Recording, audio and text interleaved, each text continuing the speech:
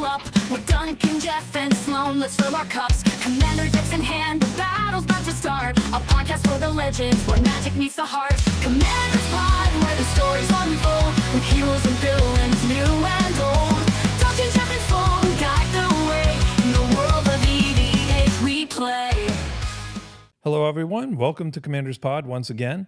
This week, it is just Jeff and I solo. Yep. So Sloan is working style. hard. Yeah, old school. Back in the day before Sloan. Sloan's working hard, getting some overtime in. So sorry, not sorry, I guess. But we thank you for joining us today. We're going to talk about a couple different things. We're going to talk about what's the new removal. Is it board wipes? It seems to be going board wipes with all the ward and protections and all those type of things. More and more people are going to removal, board wipes. We're going to talk about Jeff's triggers. We're going to talk about things that don't do what you think they do. We're going to talk about unconventional win cons, ways to win in Commander besides straight combo or direct damage. We've talked about this a little bit before, but we're going to go a little bit more in depth about certain styles. But let's jump into the removal. So Sure. A lot of people are going to board wipes versus single target removal. What do you think about that? Efficiency. It's efficient. You are going to lose one. So one ramp has become more prevalent. So you're going to lose one card, but it's going to affect everybody, as opposed to I lose one card and they lose one asset, one person out of the four at the table. So single target removal can be a problem sometimes because I spend my card to deal with one of three other threats.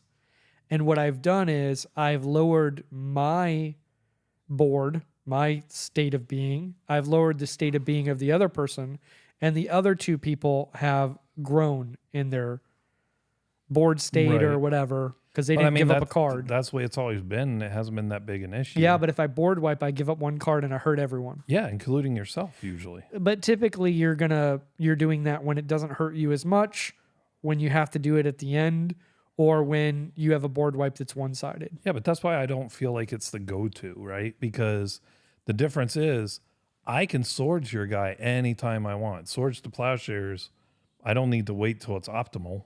If I want to use it now, I can use it now.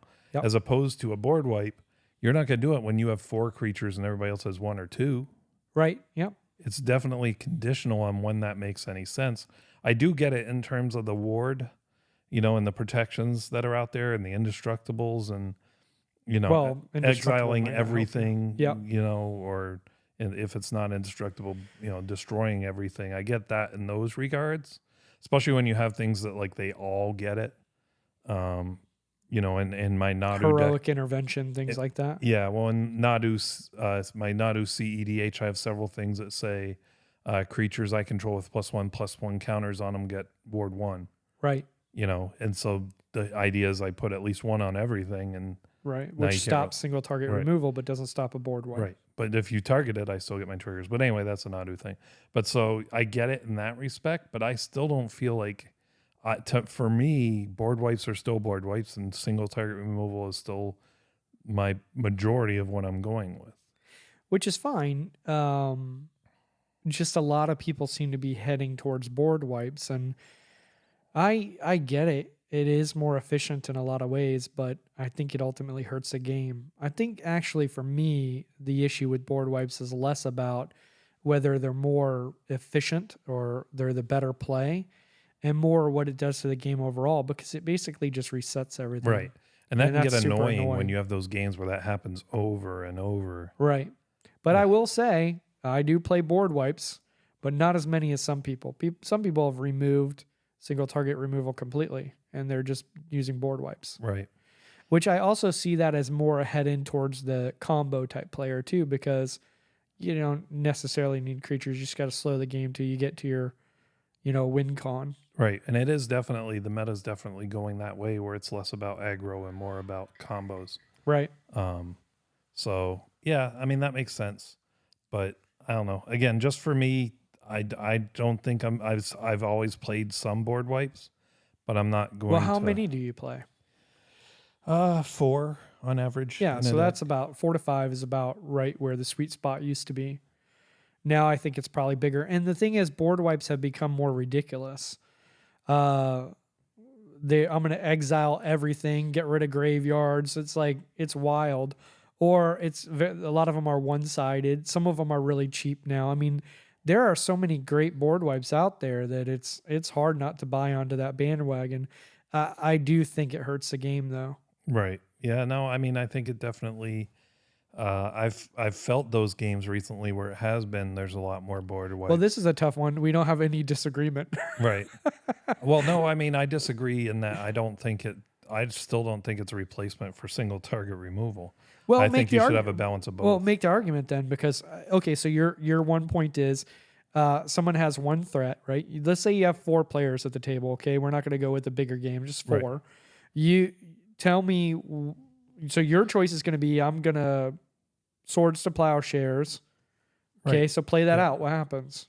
So I swords to plowshares, their big threat, Yeah, whatever it is, whether it's a Traxa or Elish Norn or just a real big stompy Galta, whatever it is. right. Swords to plowshares that. Yeah. And move on. So now you're down 1 card. And they're down 1 card. That person's down 1 card. The other Yeah. 2 are up. Yeah, but 'Cause they that's didn't have always the way anything it's been. But in most On top cases, of that, but in most cases, the cards that they have that are up right now is not. I'm not worried about it. so here I'm playing devil's advocate. So I'm going to lean into this. I'd say the problem is you've now removed that threat. So who's the threat now? Someone else is now a threat. Something else is a threat. Maybe you are now. So because you're not enough, if you were enough of a threat at that point, now everybody's targeting you, and they have their single target removal ready for you because they didn't have to use it on the other player. Well, this is where politics comes in too, though. If I'm going to remove a single thing, Yeah. I'm going to kind of talk it up, right? I'm going to be like, "Hey guys, what do you? I think that thing should go. Are you in agreement? Kind of get them on board. Yeah. You were going to do it anyway, but you're just kind of using that as a we're in this together, right? And You I think that's a way to do it. But what I've seen happen so many times now is you single target removal, right? Yeah. Comes the next person's turn. You're now the threat, or someone else is the threat. They board wipe. So all you did was waste your card because everything was going to die. Yeah, I mean, anyways. that's very annoying when that. And but that again, happens a lot. But in my instance, Yeah. that wouldn't happen Why? because in that instance, now we're allies, right? And you're gonna say, oh, hold on. Your charisma being what it is, Yeah. no one would have done that. No, Yeah. I'm not saying no one, but most Yeah. people might be like, hey, I'm right next after you. Just let it go to me. It's Yeah, fine. and that's true if you're not the threat or the other guy's not the threat. And now some players would speak up and say, "Whoa, hey, don't waste your board, don't waste your removal." But a lot of players want it because I want you to waste the removal so you don't have it for when I do something. Well, I find the opposite. I find in most games, people are looking for allies for when there is a threat. As long as you're not the threat, that's the outlier, right? And that's the discussion. But here's the thing: I'm a blue player. I'm a control player. Yeah. I'm either the threat or I'm not. You know what I mean? It's not like anybody goes, "Oh, look what he got." Now he's the threat. Usually, it's they just don't like my play style. They don't, or my value or whatever. They're going to decide that no matter what. So I think what we can say on this is both of us kind of like the single target removal. I'm not getting rid of it. But at the same time, I really do understand the value of those board wipes nowadays, especially with how powerful they are. And it's hard to avoid this new meta. Right. And I would, but I still argue to go the other route and put in more single target and low cost single target. I mean, some colors are better at it than others. Right. So you're doing that from a control player. So how many single target removals and counter spells do you have in a deck? Because let's call counterspell a single target removal. Oh, just if you're for fun. counting counter spells, I'll have 12 to 20. And probably closer to 20. Yeah. So most people don't have nearly that much. They'll typically have 5 board wipes and maybe 5 single target removals. Right. But 10 if they're crazy. That's the most at 15. You're maxing at 20. So you could afford to not play board wipes because you can just remove more things than others. right. But like I would argue white, you got your single mana removal. And I that think people affords you play to those. Yeah, They but probably play there are those other too, ones- and then all board wipes. There are other ones that are single mana that I don't think they play. There's one, I think it's called Kill Shot, that destroys target tapped creature and its or attacking creature, and it's cost 1 white mana. Yeah, and I wouldn't play that either. No, probably not. But maybe play more of that, because if you play more of that, that thing that is the threat that's stompy, that's big, when they go to swing it, yeah, it has ward 3, let's say. It's still 4 mana to take out that thing and still leave the board mostly intact, so that you don't upset other players, because that's the other side of the board, right? You're now not just upsetting that one player. Maybe the other 2 players like their creatures, Well, again, that's why you get to the discussion, right? And the discussion is, hey guys, I'm sorry, but I had to clean it up. That guy was a threat. This is the way I had to clean it up. And that's sort of how you get away with it. I'd say the other thing that's interesting is with those single target removals, what you're really looking for, right, is instant speed and options. And when you get into instant speed with options, what happens to the mana cost? Oh, it goes up. Yeah. So now you're getting even closer to a board wipe. But you kind of today have to play that single target removal that has options, because in the olden days, if you're killing a creature, you're dealing with the threat. Nowadays, the threat could be an artifact, an enchantment. It could be any number of things on the battlefield, a planeswalker. And so that, 1 cost deal with the creature, I cannot tell you how many times that's set dead in my hand, or I've been encouraged to waste it. And I see people do that a lot. Yeah. Do not waste your single target removal on something that is not going to kill you. Right. Like right now. Well, not kill you later, but right now. But even if it's not going to kill you, if it's not going to give that player a huge advantage. Yes. If they're just drawing tons of cards off of it or For something. instance, I often do not see, say, Esper Sentinel targeted with single target removal. Really? Yeah. No, I But mostly see that left alone. And that's the wild thing. It's Yeah. like they don't target the right stuff. Right. Here's the problem though. It's very easy to pay 1. Pay your 1. I think that's Why pay 1 for a spell to remove it when you can just pay 1 on your spell you're casting to prevent it? Yeah. Because it's won once. But I would say this is one of the big problems with why people are going to board wipes. I don't think people know how to make decisions. I think that's when what's you at the board core of wipe, it. you don't have to make a decision. Single target removal, you have to remove the right thing. You're going to waste your resource. Right. And so. Right. And you don't have to worry, well, I've only got this one and this thing's a problem, but this one could be a problem if that one's gone. Yeah. I mean, I get that. But I mean, really, you started off very much pro this. I feel like you tried to play devil's advocate, but I feel like you've really, when you really thought about it, come back to no, for us and for most people, it should be more single target. I actually, the board wipes that exist today, I understand why people play them. I don't think it's good for the game, so I try to stick to single target removals. I also know what to target, but it's hard for me to make an argument against board wipes as the most efficient play, because they probably are. In my opinion, they're probably the most efficient play. I disagree, because it on just talking on pure efficiency, you keep using the word efficient. Yeah. I disagree, because now you have to rebuild your board state. Yeah, but my board wipes are designed around that, so they're going to target what doesn't hit me. Some of them you can't always do that. Well, but most of the time you can nowadays. Yeah, they make a lot of them now because the board wipes are so good. That's the whole point why we're having this discussion. They're insane. They used to just be wrath of everything on the board. Everything is destroyed. Now it's like I can target what I want to remove. Yeah, some of it, but you can't have a whole deck full of that. I mean, so for instance, the Lord of the Rings food deck with Sam and Frodo. Yeah. There was a couple board wipes in it where it was like creatures greater than power X or creatures greater than power 3 or whatever, to make sure, because all the hobbits are low. Right. So you're wiping out those big bad things that are out there. Well, but even doing that, there's only so many of them. And sometimes it's not a big stompy creature you're worried about. It could be something very low power. 100%. The most powerful creatures typically aren't the big ones. Right. So that didn't remove those. No, but so think about that deck for a second, right? You could have that deck where you have a bunch of food, right? Which is a resource. It's an artifact. Right. You could have a ton of it. You could have 4 creatures, right? And you like your creatures, but other people are going off. They have a ton of creatures. Just don't target your artifacts. Everybody else has their stuff wiped. It pretty much takes them out. You have your artifacts left. You're fine. You have a head start. So imagine starting the game over, but with all your artifacts. That's the point of board wipes. Right. I'm going to do it in such a way that I'm going to reset the game, but where I start with the head start. Which, that is my argument for why it's bad, is because if you said to me, hey, would you like to play a game with me that takes 2 hours? But hold on, I'm going to add into this. Every once in a while, we're going to restart the 2 hours. Right. So 20 minutes in, start the 2 hours over again. 40 minutes in, start the 2 hours over again. You probably would say no to that. Yeah.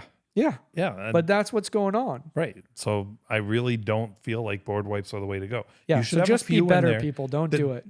They should be a doomsday device. It should be this is out of hand. We just need to wipe the board and start again. Isn't that when Johnny flips over the table and punches someone? Yeah, apparently. that's the doomsday rumor advice. we're spreading. But so anyway, that's kind of our take on it. It does seem to be a way a lot of people are thinking of going or are going. Yeah. I don't think we really think it's necessarily the right thing to do. Certain decks, sure. If you have a deck that you can pull that off and not upset the whole table and not get people aggravated at how many times the board gets wiped, I mean, go for it. I just feel like there's a lot of minuses, and the pluses are more it supports lazy gameplay. Yeah, and don't build a board wipe deck, please. Oh, Good no, grief. nobody likes those. There's Megiddo the Lion is Yeah, one of them. don't Don't do do it. It is always salt producing. So we agree on that. Speaking of salt, what's your trigger today, Jeff? My memory is terrible. I know. forget everything, and then remember the most weird stuff, like history facts and stuff. Right. But I can't remember anything. Get up, go in the kitchen, don't remember why I did. And in Magic, that's a pretty big problem, especially since I tend to build decks that synergize a lot. So there's a ton of triggers, and I can never remember them. So I really just set myself up to fail over and over again. And I'm sure there's a lot of you out there that are listening that are like, yep, I feel that. I can understand that. Yeah. But that annoys me every time, but I keep doing it. So, well, that kind of feeds in with my tales from the table for today. So I was just at SCG Con in Tampa. I've never done an SCG Con before. I've done Command Fest and I've done Magic Con, but I haven't done an SCG Con. But I was in a $5,000 CEDH tournament playing my Nadu deck. And I had a great counterspell war with somebody. I had Nadu. They were trying to remove Nadu. I had a counterspell. They played a counterspell to my counterspell. I played a counterspell to that. They played a second removal. wow. Right. That is a stack. It was a stack. Yeah. And I ran out of answers. And I'm like, wasn't that big a deal. Nadu's not that expensive, but now it was going to put me off one whole turn of being able to try and win. Right. And so, all right, the stack resolves. Nadu dies. I let him go. And halfway through the next player's turn, it dawned on me I shouldn't have let him die. He had Ward 1, and the guy I had counterspelled with was out of mana. He would have been alive. So how does that work in a game? Because you let it happen, you can't rewind. Really? Yeah. Is that tournament No, rules? it's because the gameplay has gone past where things that would have drastically altered how the next player's turn I would have think gone. he'd be disqualified because he didn't pay the one. It's not a disqualification if I don't tell him. You know, I mean, if I had told him, Really? Because it's on the card. That's but weird. it's in front of me, Okay. and I didn't state it. I didn't support my board state. Maybe I could have, but that wouldn't have felt good to me. It wasn't his fault. It was my fault. Yeah. You know, so that's on me. That's probably the right thing And to do. it's especially salt inducing because if I had had that win, I would have made it to the final 16. That meant $200. So Instead, you're a nobody. yeah, well, same nobody I was, just Yeah. $200 poorer. Yeah. But So a nobody with less but no, money. so I get you forget things. But yes, I do know your memory tends to. That's kind of your reputation. Oh, it's so bad. Yeah. But I mean, you remember the stuff that doesn't matter. Yeah. Got that going for me. Yeah. So but let's talk about things that don't do what you think they do, Like my memory. like your memory. Copying spells and abilities. Copying a spell or ability doesn't create a new instance of paying the cost. And so what I mean by that, if the alternate casting costs or a flashback cost, it's basically as if you're casting the exact same spell. So if somebody played a spell and kicked it, your spell you copy is kicked. Right. I bet a lot of people get that wrong. Yeah. So a lot of people just think they're copying the spell as is written. Right. And then they think that, well, can I pay the kicker cost? So is No, you that can't. always the case? It's always the case. I mean, there might be some fringe cards out there that word it differently. Okay. But I haven't seen any. Yeah, that's pretty cool. Pretty cool. That makes it very powerful for copy spells on like an X spell, Yeah, right. because that would be insane. Yep. Because Very when you cool. copy a spell, you copy the qualities of the spell that were paid. Very interesting. Yep. So what if but you don't copy what they're targeting necessarily. So No. you can pick new You targets. can pick a new target, Okay. but any costs they paid associated with the spell, like sacrificing your creature as an additional cost, you don't have to sacrifice.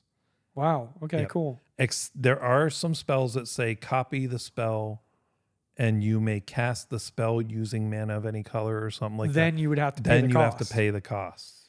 Okay. But those are few and far between. They don't do that anymore. But there are a few that say that. But by today's copy spells, you shouldn't have to worry about it. I think that's a good one. So yeah, I mean, I think it's one people get wrong a lot. And there's abilities too.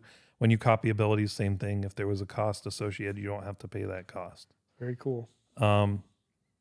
So let's talk about our topic for the day: unconventional win cons and commander. So what are we talking about when we say unconventional win cons? Attacking. Attacking is common. That's Oh, a is it now? That's a convention. Okay. Well, I've seen that go away a lot. Yeah, I mean, it is I kind think of a people have forgot how to turn their creatures sideways. So it is a little funny. I hear both sides saying, oh, aggro's not a thing anymore. And I hear other players complaining about creature heavy, aggro decks. I don't even need aggro. Just attack. You have a creature. It's not doing anything. Attack someone. Yeah, even if it's a 2/2, if they have I no mean, blockers. please speed the game up for heaven's sakes. Yeah. But if you're not going to win by damage, you're not really. You're slowing it down. No, because they could be using life as a resource. They You always want to hit them if you can. I guess that's a good point. I see too many people just like, well, I'll just not hit them because I don't want to make anyone mad. For heaven's sakes, turn your creature sideways. Yeah. Please.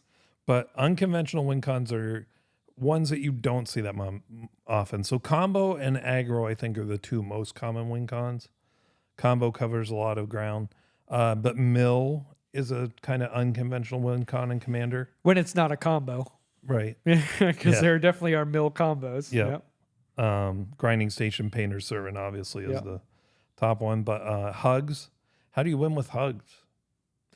Well, yeah, I think it depends on how you built your hugs deck. Right. There are people that build hugs decks that don't win. That is true, and that is nutty to me. I mean, it's nice if you've ever played someone who's done it. I've done it a couple times. It is nice to have them just making the game kind of more fun for everyone, and they know they can't win. But it is weird. I couldn't do it. Yeah. I might do it, but not often. I don't know how that's fun to play all the time. You're just No, I don't get it. you're either. just kind of ramping the game up and just sitting back and watching what happens. I suppose it's the same person who plays the RPG and they're just a shopkeeper. And you're like, what else do you do? No, I'm just a shopkeeper. I've never played an RPG with somebody that did that. Yeah, I know someone who did that. You That's- know him too. Who was it? Well, we'll talk after All this, right, but yeah, all right. you know who it is. But so there are a lot of unconventional win cons. Cards that say you win. Those are some people may consider them combo, but they're unconventional combos if you consider them combos. So if a card says if X happens, you win, like Jeff plays one in one of his decks. X-spelled decks. Yeah, it's Simic Ascendancy. Is that right? Yep. And it bit me. We were playing a game. He was putting a bunch of counters on creatures. It was crazy going on. Like he's spreading counters out, and I'm like, okay. And at one point, he's like, okay, I cast Simic Ascendancy, and he read it. But I'm looking at his creatures that have 12 counters on them. I'm not listening real close to what he said. Yeah. And then, so go ahead and read the card. Yeah, so it's a green and a blue very cheap. 1 green blue, put a 1/1 It's counter an enchantment. on target creature you control. Yeah, enchantment. Whenever one or more 1/1 counters are put on a creature you control, put that many growth counters on Simic Ascendancy. At the beginning of your upkeep, if Simic Ascendancy has 20 or more growth counters on it, you win the game. So in an X spell deck, in this one specifically, anytime I cast an X spell, I get a snake with counters on it too. A Hydra, I think. But so you get counters really fast. I think it was probably 2 turns around the table at least. And then it was like... Yeah, and then he's like, I okay, win. I win. And I was like, what? We're all going, what? How do you win? And then like in slow motion, my mind's like rewinding Yeah. and hearing him read the card as he's kind of getting ready to read the card. And I think I don't know what you said. We probably can't say it on air. I said something along the lines of that's cheesy. Yeah, but maybe with more emphasis. Yeah. More colorful language. Yes. Some other adjectives in there. And but yeah, it definitely, because I didn't see it coming. And you didn't play something and say, yeah, when you're just like, gets to your turn, you're like, okay, I win. Yeah. No, I'm not going to tell you guys until I win. Yeah. Right. No. And that's what's fun about these cards. What I will say though, is like I've not done that to you again. No. But I've also, now that was pretty early on in our games. It wasn't originally in your X deck. It was originally in either Animar or Atraxa, I think. No, it's always been there. Are you sure? I just don't play the X spell deck too much. Oh, okay. Maybe that's why. But anyway, I could take it now. It just came out of nowhere. And I think I might have been in my mind winning at that point. Yeah. I think we had wiped out your creature, so you didn't even have it anymore.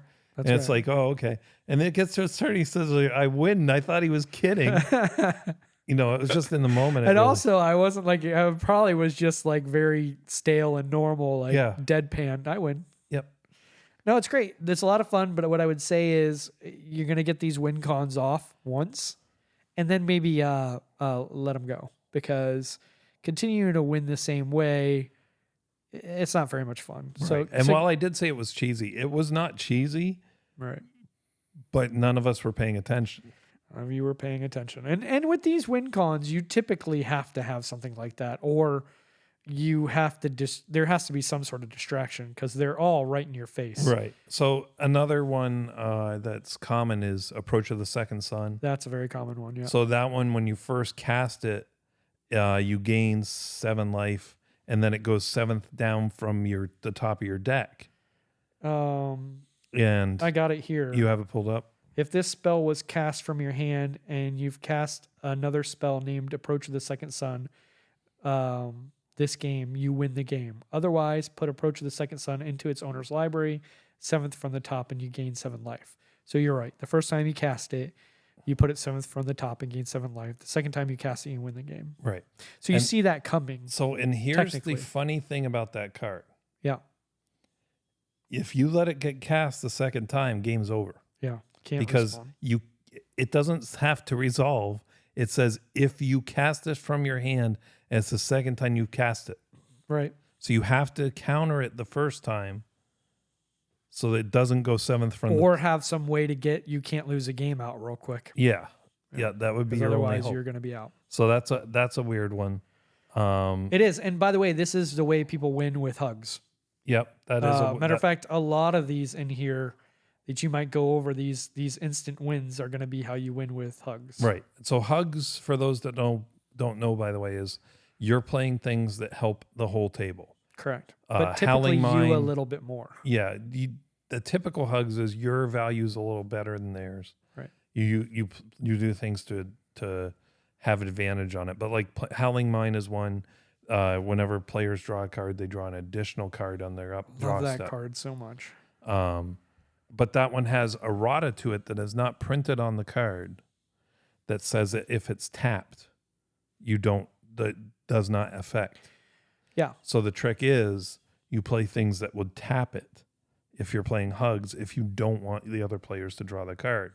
So you can do that sometimes. So it's like you give it to them when it's okay. When it's not okay, you stop them from being able to take advantage of it. And then you build friends. Yeah. So you give it to who you want to build give it relationship as a make friends. I got one. What's that? Hellkite Tyrant, Okay. which I've never got this one off, but I really want to. I might have to play my dragon deck more to do this because as many times as I play my dragon deck, I've never done this. 4 and 2 red, creature dragon, flying trample. Whenever Hellkite Tyrant deals combat damage to a player, gain control of all artifacts that player controls.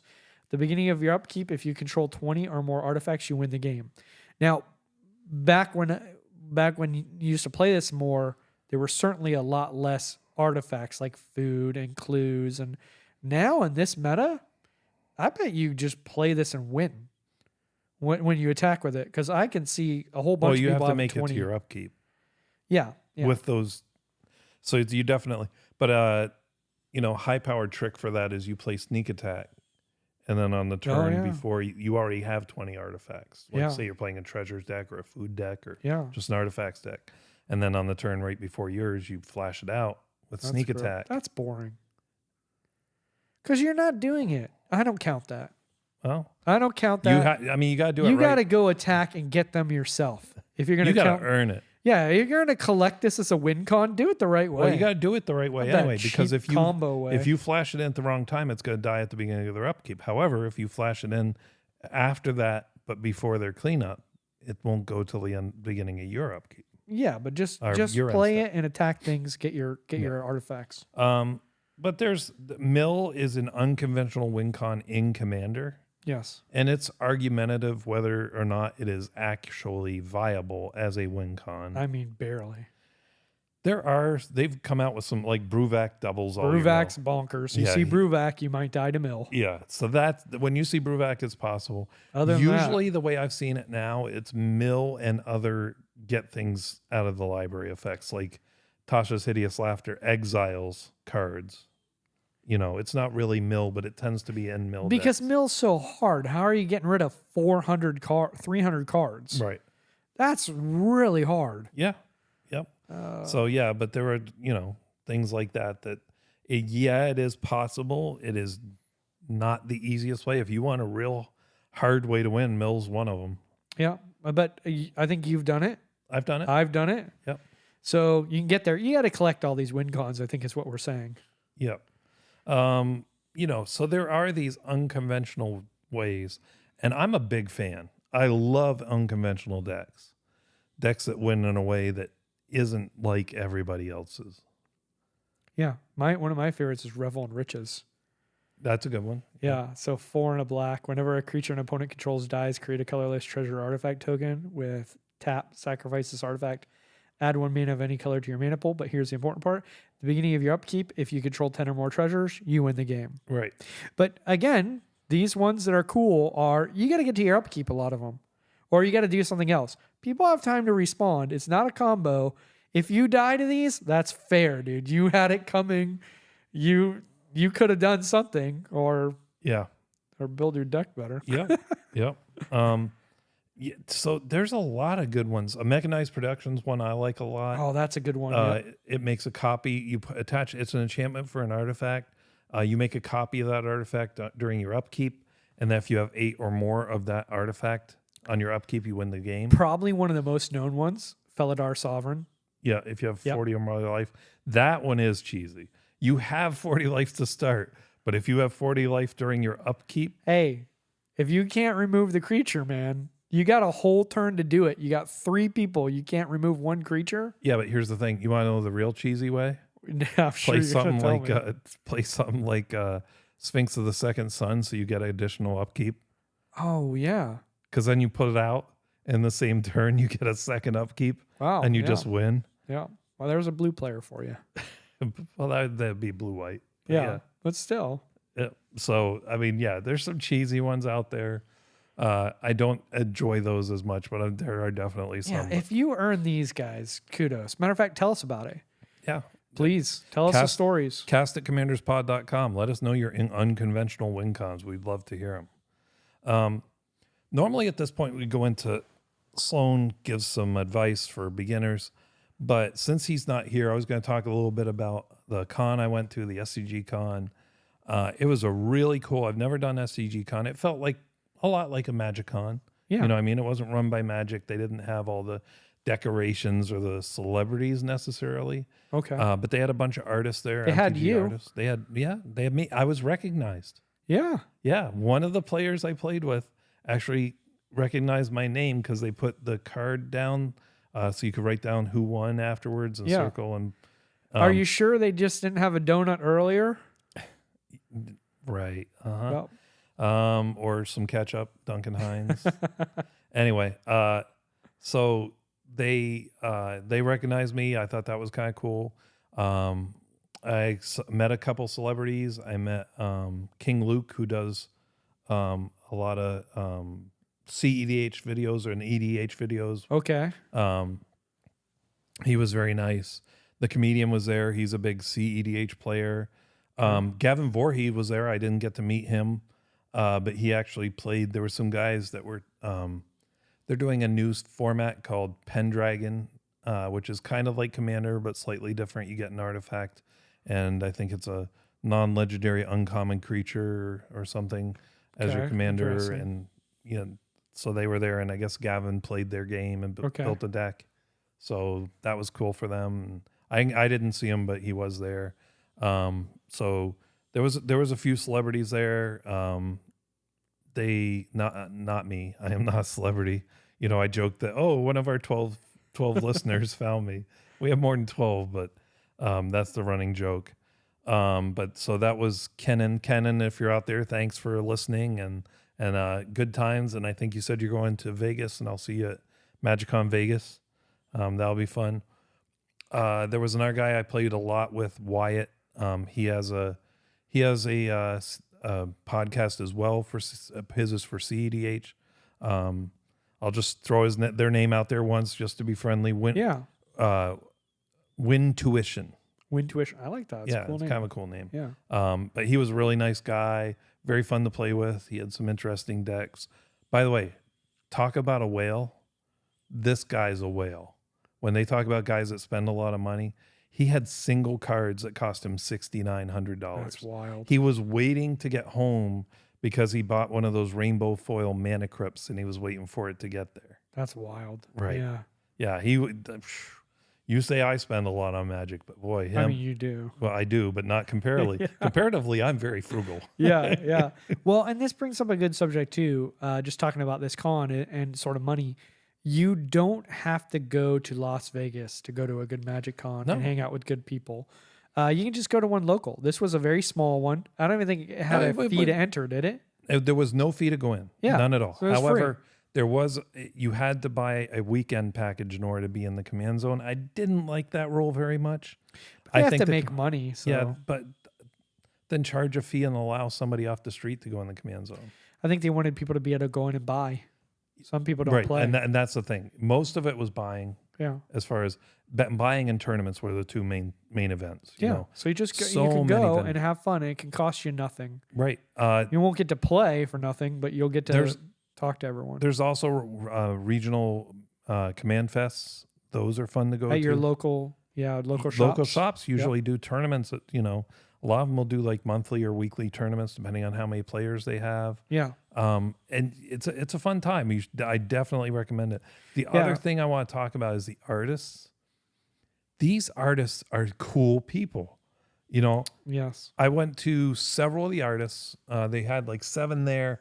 One of them, Mark Teeden, his line was ridiculously long every time. He's like from the very beginning, pretty much a right. Magic. And you said it was like $500 to get it was $500, but he would sit there and do your art right then. If he was doing a sketch or if he was doing a painting or whatever, it was right there. He did altars, but he'd have like 5 people that would be allowed to sit there and wait at a time, and each person could be waiting like up to an hour while he finished. That's and then wild. The next person. Yeah, it was crazy, but super popular. People were. The dude made some money that day too, for sure. Oh yeah, no, for sure. He does well, but he's earned it. He's one of the originals. Yeah, yeah. Another. So Eric, and I'm sorry if I'm going to say your name wrong because I've never heard it said out loud. Deschamps is what I say. Maybe it's Deschamps or something. But he did the art for Jin-Gataxia's Core Augur. Your favorite commander. My favorite commander. He did the foil etched art they did a little while ago. And so I bought an artist proof from his website earlier, but at the time I think he was not accepting sketch commissions. He was busy. He was off touring other cons. So I didn't get to get a sketch on the back, but he was there. Well, you So should have brought it to him. I did. Oh, did he? Oh, he sketched on the back of your. He sketched I on didn't the get back. that in your story. Yeah. So he sketched on the back. Oh, so what you had him draw went on the back of that. Yeah. That's So he cool. drew for me a sketch of Jinga Texas. Now, when he does it, he only does whatever the subject of the card is. Right. That's what he doesn't do requests. A lot of artists may charge an extra one for a request. But anyway, so he did that for me. And then Phil Stone was the next one. And this is your favorite guy. This was the one who ended up being my favorite. Yeah. Going into it, I knew some of his work, but there wasn't a particular card I was interested in or anything. But I was talking to him. His playmats were amazing. They were black and white, and that all his art is black and white. He doesn't do paintings really. Black and white. He had a Disney one because Lorcana is big right now. Yeah. And this was all different trading card games, not just Magic. So he did it for Lorcana as an idea for Lorcana. It was Mickey and Minnie as zombies with Pluto as a zombie dog. Wild. It was wild. And I wanted one so bad. But when I went the first day, he was on break or whatever. When I went up there, I got there late that day and I didn't get a chance. So the next day I went over. When I had a chance, he was sold out. Yeah. But anyway, I started looking through his cards and I didn't really see any of the artist proofs I wanted necessarily, but I was like, well, you know what? Sky Diamond, I play a lot of blue. I can use that. And just by talking to him, he had been very cool. He was talking about all the stuff I grew up with. He was talking about He-Man and G.I. Joes and stuff like that, and just Skeletor. And he did art in Palladium role-playing games, which you and I have played a bunch of. Riffs. Yeah, he did stuff for Riffs. He's done stuff for the Palladium fantasy role-playing game. Yeah. And so we were just talking, and then talking to him. I wanted to give him money. I'm like, this guy's really cool. So I was like, oh, I'll get a Sky Diamond and I'll get some art on the back. And I said, well, am I going to have it mailed back to me probably? He goes, yeah. He goes, I've gotten so many commissions this weekend. I'm doing mail back now. And then we talked a little more, and he goes, are you here all weekend? And I'm like, yeah. He goes, you'll be here through the end of the last day? I said, yeah. He goes, I'll tell you what, I will get it done. He goes, if I can't, then we'll set it up and I'll mail it out. He goes, I won't charge you till I'm done. But so you got it. Can you put this on the site? Yeah, I'll have it on the site. Link this so people can see it. Yeah, because pictures on there. Because when I tell you, so like I said, I was very happy with my Jingataxia sketch that was done. It was awesome. Pencil sketch, very light pencil. Looked awesome, right? This guy, Phil Stone, went all out. We talked about what to do, and did a mage on the back. Kind of looks similar to Jace Bellerin, not exactly like, because he doesn't want to get in trouble. But he's like casting a spell. He inked it. He did all this cross hatching on it, like real fine detail cross hatching. He inked in everything. He filled in every bit of the space, and it's my favorite artist proof I have. And I've spent $500 on an artist proof. Yeah, no, that's awesome. And I didn't on this. Guys, this is a warning for you. Sort of like you get anything good and there's a warning on that this could hurt you. This is where the rabbit hole leads, people. It's not enough to just buy the cards. Now you have to buy the fake versions of them signed by the artist for $100 to $500 each. So just be aware, this is where the rabbit hole leads. Yes. But oh man, it's amazing. I'll post it on the website. You got to see it. I'll bring it in tomorrow so you. I'm excited to see it. Yeah. It's really cool. But I'm just saying the interactions with the artists was definitely all the artists was my favorite part of the weekend. It was so much fun. And again, that would have been free for anyone to go to. Yeah, anyone could go up and talk to the artist for free. Right. And they had really cool accessories too, tokens, playmats with their art. Really cool stuff. Yep. So highly recommend going. If you ever have a chance to interact with the artist, highly recommend it.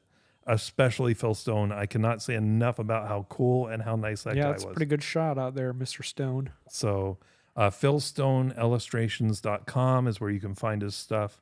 You can pick up artist proof there. You can ask for a sketch. Super chill guy, very awesome. So send him some business. You're gonna be very happy with what you get. But so that's about all the time we have for this episode. Sorry Johnny couldn't be here this week. We're hoping he'll be here next week. You can find us here next week, every Thursday. Tune in for a new episode. I want to thank Jack May at Info Pilgrims for editing. Don't forget to email us at cast@commanderspod.com. Don't forget to head to our Patreon at patreon.com/commanderspod. Check out our website at commanderspod.com. And remember, kill Andrew first. If you can. Commander's Pod, where the stories unfold, with heroes and villains, new and old. Duncan, Jeff, and Sloan guide the way in the world of age we play.